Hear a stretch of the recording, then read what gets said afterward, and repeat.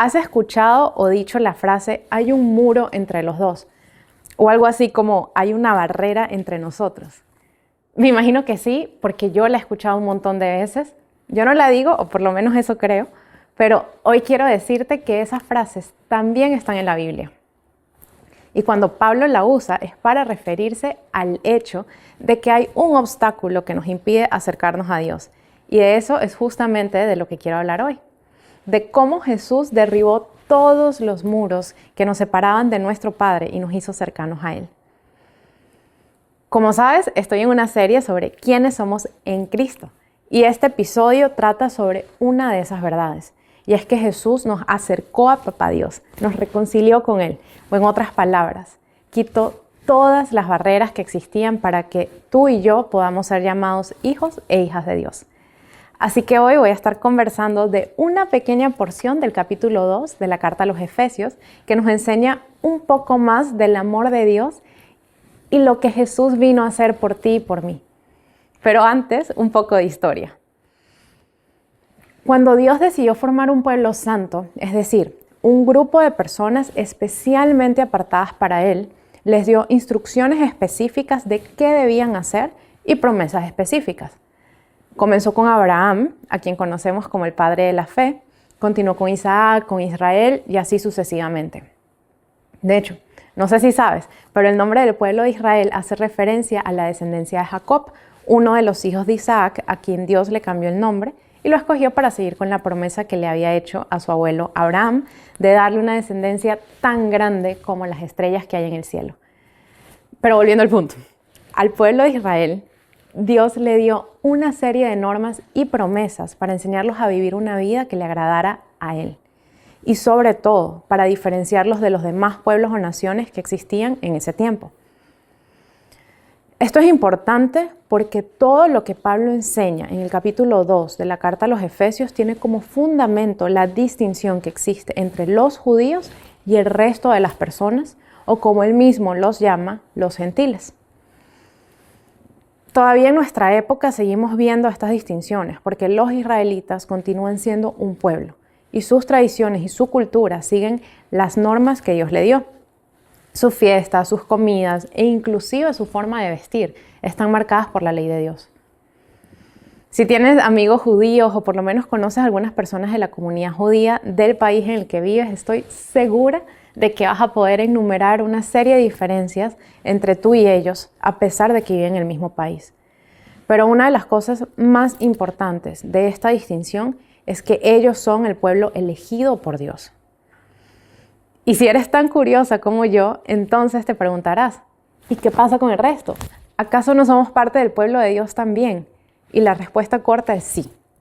Sí somos parte del pueblo de Dios, por lo que Jesús hizo. Pero quiero extenderme en esta respuesta porque justamente de eso es de lo que habla Pablo en el capítulo 2 de la carta a los Efesios. En el versículo 11 empieza hablando de esto de una forma súper clara y te lo leo de la nueva traducción viviente que dice: no olviden que ustedes, los gentiles, antes estaban excluidos, eran llamados paganos incircuncisos por los judíos, quienes estaban orgullosos de la circuncisión, aun cuando esa práctica solo afectaba su cuerpo, no su corazón. En esos tiempos, ustedes vivían apartados de Cristo. Y creo que el recordatorio con el que Pablo comienza es bueno para nosotros. Tú y yo estábamos excluidos de las promesas de Dios, de todas las bendiciones que Él tiene preparadas para quienes le pertenecen. Por eso es que desde el comienzo la división entre los judíos y el resto del mundo es tan marcada. Pero la clave aquí está en una palabra y es antes. La pregunta ahora es, ¿antes de qué?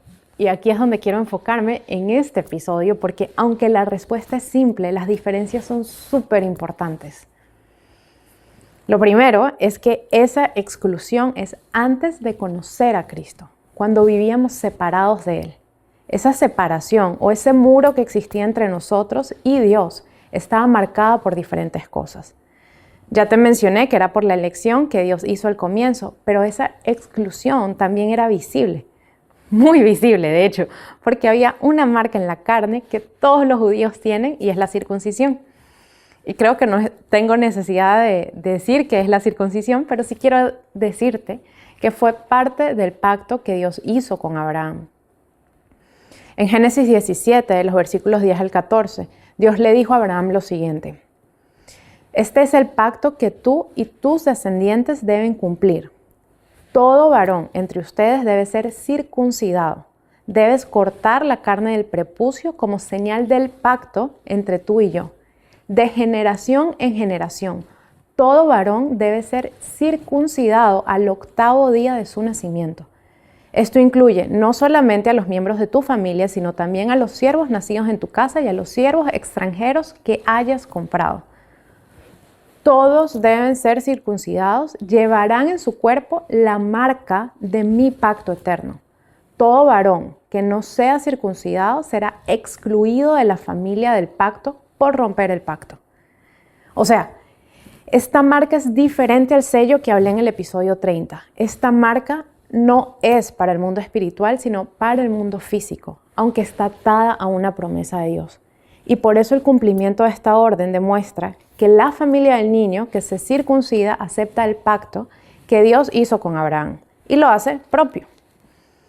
Entonces, la circuncisión sirve para distinguir a los judíos de los demás, para indicar que creen en el pacto que Dios hizo con ellos.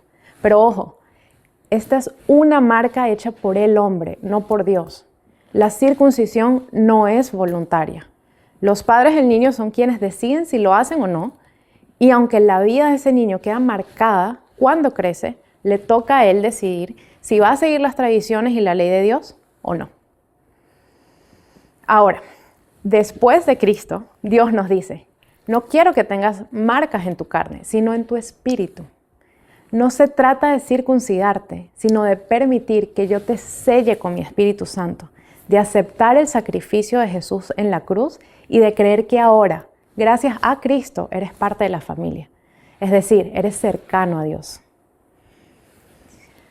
A Dios le interesa que en tu corazón y en tu mente ocurra una transformación verdadera, que puedas demostrar cada día. No se trata de un acto que hace alguien más por ti, sino de tu decisión de escuchar a Dios y obedecerlo. Y esa es una gran diferencia entre la circuncisión que hacen los judíos y lo que Dios nos pide a ti y a mí que hagamos. Él no quiere que le estemos echando la culpa a los demás de nuestros errores, ni que estemos haciendo cosas para demostrar en nuestras propias fuerzas lo bueno que somos. Él lo que quiere es que cada día veamos qué estamos haciendo, si lo estamos haciendo de acuerdo con la palabra de Dios, y que tomemos la decisión de seguirlo a Él. Y de eso se trata la circuncisión del corazón, de cortar lo que nos aleja de Dios y dejar que la gracia que obtenemos por medio de Jesús entre en nuestra vida y nos transforme. Ahora que estamos en Cristo, la pertenencia al pueblo de Dios no depende de lo que se hace en la carne, sino de lo que se hace en el Espíritu. Depende de oír, creer y obedecer. Por eso te digo que es una forma de vida, no es un acto de un día y ya, sino que depende de dar pequeños pasos, de tomar decisiones cada día. Y por supuesto, el primer paso es el más importante, porque es el que nos acerca a Dios, pero los que siguen son los que nos mantienen en su camino. Pero volviendo al punto, ¿qué hace Pablo en el versículo 12? Que dice: en esos tiempos ustedes vivían apartados de Cristo, no se les permitía ser ciudadanos de Israel y no conocían las promesas del pacto que Dios había hecho con ellos. Ustedes vivían en este mundo sin Dios y sin esperanza. Y hoy quiero decirte que no tienes que seguir viviendo una vida sin Dios y sin esperanza. Gracias al sacrificio de Jesús en la cruz, tú puedes conocer cuáles son las promesas de Dios. Y no solo eso, puedes apropiarte de ellas o como hacerlas tuyas tal y como Dios te las hubiera dicho a ti, porque como dice Pablo en el versículo 13, ahora han sido unidos a Cristo. Antes estaban muy lejos de Dios, pero ahora fueron acercados por medio de la sangre de Cristo. Y yo sé que para muchas personas este tiempo de Navidad y fin de año es una época de mucha nostalgia y tristeza, de estar sin esperanza. Pero hoy Dios te dice, ánimo, yo estoy contigo. Gracias a que Jesús nació, vino la esperanza al mundo. Él trajo la paz que tanto anhelamos. Y yo no sé tú, pero yo creo que eso de ser cercanos a Dios por la sangre de Cristo es maravilloso. Tú y yo tenemos un Dios que nos ama tanto, que está dispuesto a acercarse a nosotros, a dar el primer paso para derribar la barrera que nos separaba, para quitar todo lo que nos impide acercarnos a Él. Quizás tú sientes que te has apartado de Dios porque no has estado yendo a la iglesia o dejaste de leer la Biblia o quizás ya no oras como antes. Y si ese es tu caso, recuerda que Dios no te ha abandonado. Él sigue cerca, porque ninguna de esas cosas pueden reconstruir la barrera que Cristo derribó. Lo único que te separa de Él es tu decisión de buscarlo. Así que hoy yo quiero invitarte a buscarlo, a decirle, perdóname por alejarme, hoy vuelvo a ti y te doy gracias porque siempre estás cerca de mí. Dios está cerca de ti, pero te toca a ti decidir buscarlo. O como te decía antes, te toca decidir continuar en su camino. Otra cosa que me encanta de este pasaje de Pablo es que él hace una distinción muy clara entre quiénes éramos antes y quiénes somos ahora. Las barreras que existían eran de todo tipo, pero gracias al sacrificio de Jesús en la cruz, todas, absolutamente todas fueron quitadas. Entonces ahora puedes vivir una vida cercana a Dios. Ahora conoces todas las promesas que Dios tiene para sus hijos. No solo porque están en la Biblia, sino porque tienes el Espíritu Santo que te ayuda a entenderlas. Y recuerda que Él es el maestro por excelencia y por eso es quien te explica las cosas que no entiendes cuando lees la Biblia.